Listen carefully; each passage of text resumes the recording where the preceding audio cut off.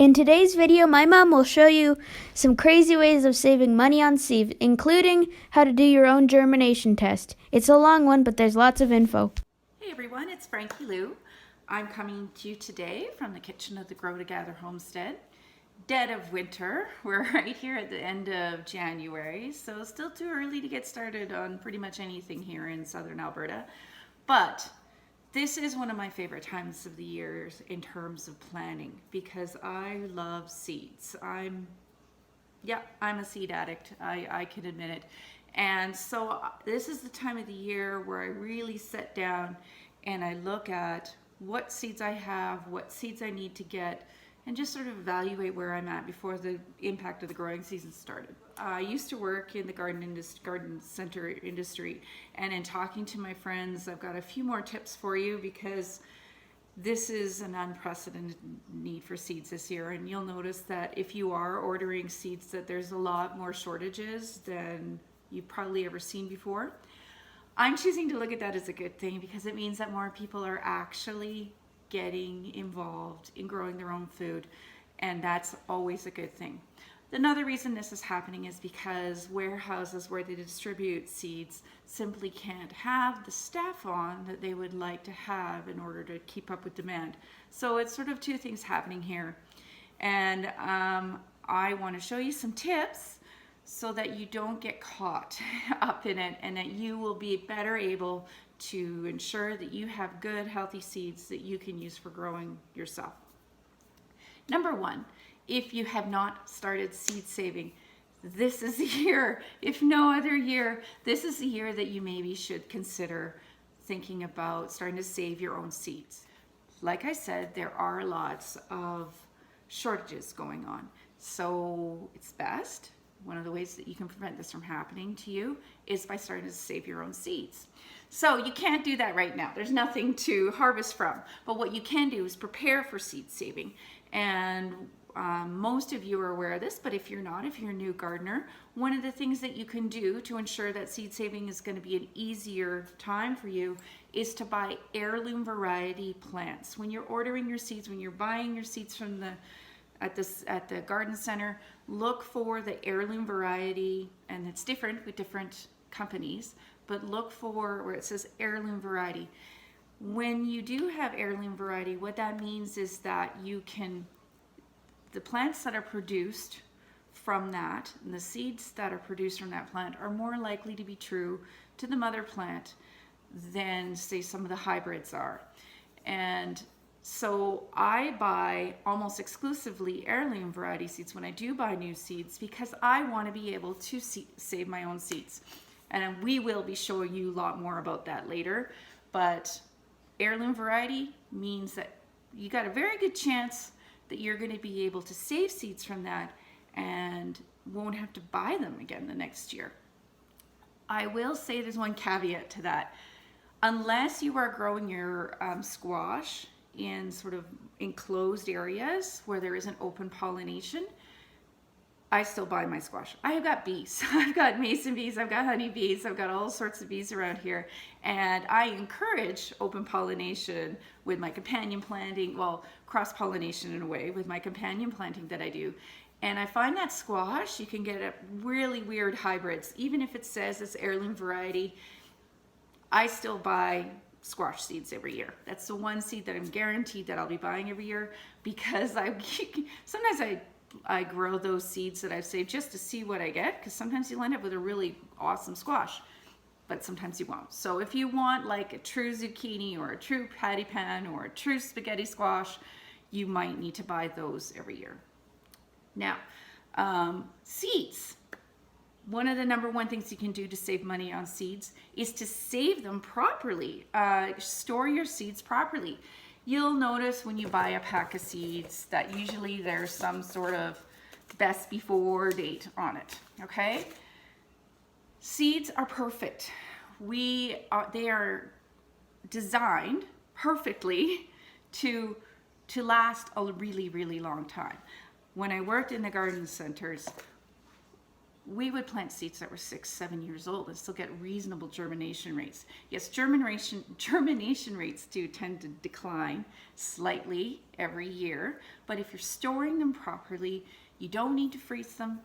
You don't need to have any super special storage. You just need to keep them. Most seeds are going to keep for a really long time if you maintain a nice dry humidity and you don't allow them to be near soil.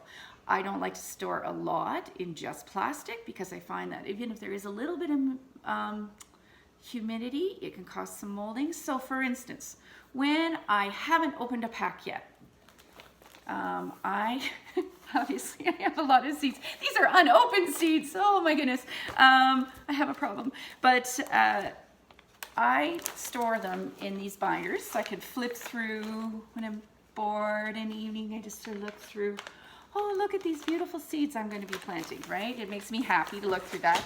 I use these old, I had a whole bunch of those old photo storage envelope, display sleeves, okay? They're really great for holding your seeds so that you know what you have and you can organize it by category. Like I've got pollinating flowers, tea garden flowers, I've got radishes and tomatoes and beets all in these nice little sleeves so I can look at it. Now, I'm not going to take this out to my garden though. It'll get trashed, right? So once I start opening my seeds, I keep them in little, well, these are feta cheese containers, but I'm sure you found them. Thought you've got something you could use at home. And I label it by category. So these ones, these are some root vegetable seeds. So I've got a whole bunch of carrots and beets in here. I've got a bin that's beans and peas. I got a bin that's tomatoes. I got a bin, and I can take this out to the garden, open up my little packs, and I've got them all in here. And then I can close it, right? And it'll keep it nice and dry. And I keep this, once I'm done in the garden for the day, I take these packs and I put them in my nice warm garage where it's nice and dry as well. And some of these seeds, yeah, they're 5 years old and they will be planted. Now, you might be thinking that's nuts. I can't plant seeds that are that old. How do I know they will germinate? Well, I do germination tests. And that's something super easy. Like I, for instance, found a whole bunch of seeds. Like one of these packets, actually, I will admit, I found one of these packets open in my greenhouse a month ago. And I'm like, oh my gosh, I can't believe are any of these seeds any good anymore? Well, the way that I'm gonna find out for sure is I conducted a germination test. I started about a week ago. Super easy to do. It's just a way to ensure that the seeds that you're planting are actually still plantable, that the germination hasn't gone down. So what I'm going to do is I'll show you here how to conduct a germination test, and then you can see if some of those old packs that you have lying around are still worth planting. Okay, and I'll show you that right now. Okay, so I'm going to show you how to conduct a really simple germination test at home. I've got some spinach seeds that were in that bin that I left out in the greenhouse, and I've also got some radish seeds. What I need is a couple pieces of pretty heavy duty paper towel. I've written spinach on one, radish on the other. I'm gonna flip that over, okay? And then on this end of the paper towel, I'm going to, which one is this? This is spinach radish. I'm going to sprinkle about 10 seeds. A lot of people get really mathy about this and want to calculate exact germination rates. I don't want to spend too many of my seeds doing this because the idea is hopefully these are still good enough to plant. And this is one way I can ensure that they are. Now what I'm going to do is I'm going to take a fine mister and I'm going to carefully moisten these both up. The idea is that you want it just more, like you don't want to soak these. You want it to be so that it'll hold the moisture in, but also not inundate the seed so much that it's going to kill it, right? And you roll it up. This is not a hard thing to do, people. You could also plant some of these, but if you do that, I find that it's sometimes harder, like in a little test germination tray. But I find this is a faster and less messy way to do it if I'm going to be testing a lot of seeds. because sometimes it takes a while for the seeds to break through the soil. And so you might not think that the seeds are germinating when they actually are. And I can test like 20 different kinds of seeds here in a small area. So I've got my nice little roll-ups here. This is my spinach, this is my radish.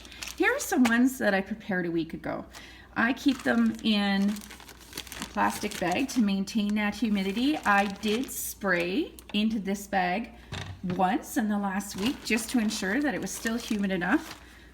And so these are from a week ago, and we can see how successful some of these seeds might be. Let's see.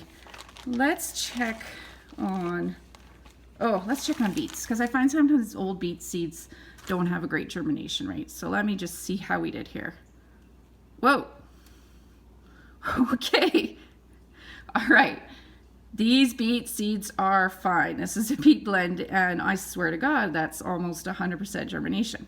Okay? I now know that those beet seeds are fine for planting. I've got 2 that didn't germinate of probably 20 seeds that are there. So that's a really good germination rate. I'm going to plant that. Let's check another one here. Let's check some flower seeds that I have. This is scabiosa. Okay. Oh, hey. These aren't bad either. These are pretty good too. I've got some good. This is about a 60% germination rate. Actually more than that, because there's a few over here as well. Great. So as you can see, even these seeds that were horribly, horribly mistreated are still okay to plant, and it would be a waste not to plant them. Okay, so what I'm going to do is I'm going to pop these in here, and like I said, it's something super easy that you can do to check your germination.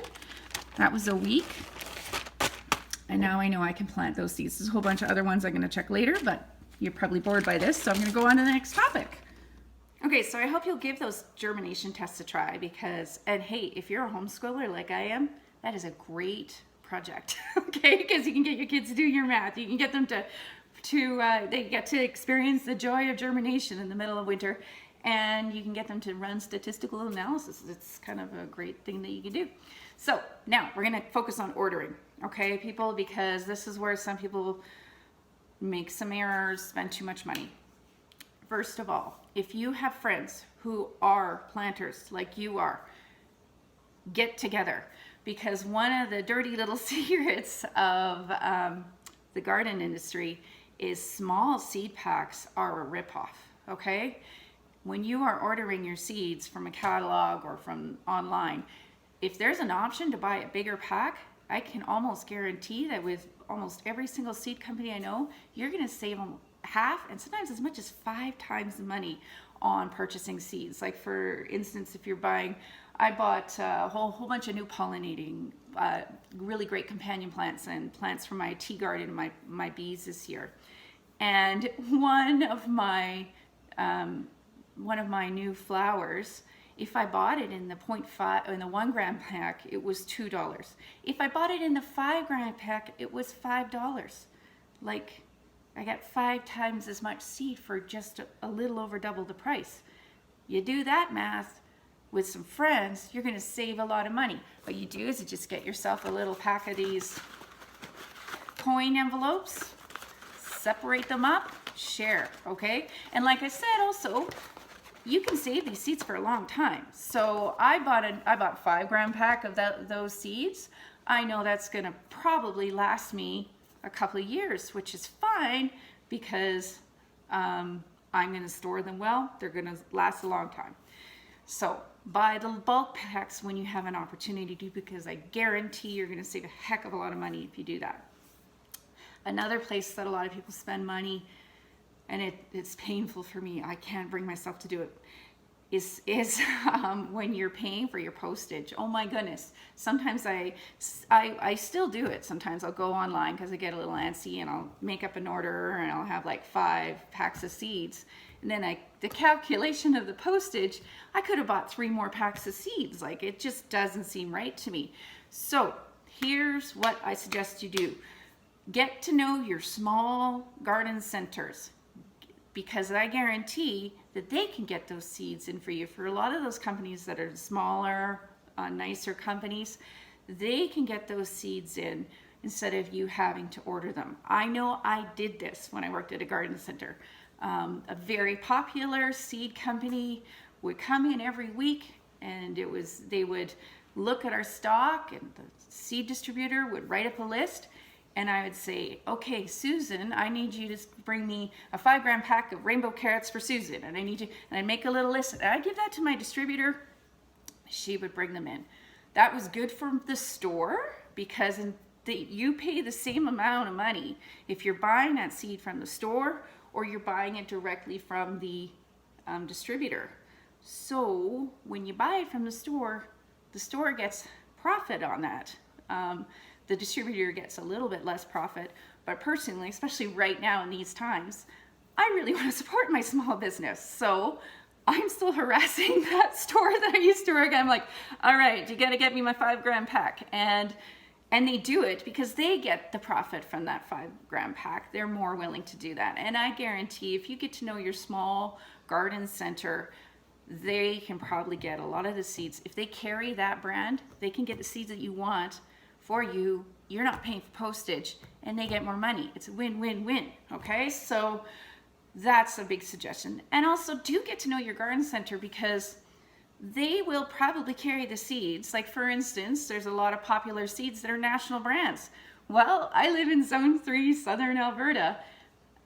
I can't grow what my sister can grow on the island, right? I can't. So she's got way more varieties than I do, but we buy from the same distributor. She just gets at her local store a far different variety than I would get at my local store. Okay? So to recap, here's some things that you can do to save money on seeds. And let's remember, seeds are perfect. Okay, guys? Don't make it more complicated than it has to be. You don't have to go crazy with your storage. So number 1, buy heirloom varieties. Start seed saving, okay? Because it's really rewarding too, super rewarding to grow something that you know is multiple generations that has grown in your yard. And we will do more videos about seed saving later in the year when we can do it. So heirloom varieties. Buy your heirloom varieties for seed saving. When you have old seeds lying around, don't throw them away unless you do a germination test. Maintain good storage for your seeds. Don't store them in just little, like I used to store some of my tomato seeds, say, in little plastic baggies. They could sometimes go moldy. Make sure your seeds are maintained in a super dry environment. I usually store them in paper and then put the paper inside plastic. Okay? Next, when you're ordering, when you can, buy in bulk. You're going to save a fortune in the cost of your seeds. So find friends that you can seed save and do seed exchanging with, so that buying in the bulk is going to be saving you a ton of money. And then last of all, maintain a good relationship with your garden center, your local garden center, because they can probably save you a lot of money on your postage costs. And honestly, they have probably grown a lot of those varieties in the store and can give you some really good advice of what's going to grow for you where you live. All right? I know this is a long one, guys, but trust me, I cut it short. I could talk about seeds for hours, and I have. That's why Angus isn't here today. He's like, not seeds again, Mom. So I'm sorry it was long. I hope it was helpful. Please ask questions in the comments. If you want to see more stuff, let us know, subscribe, and I really hope you'll take this chance to grow together today. Have a great one.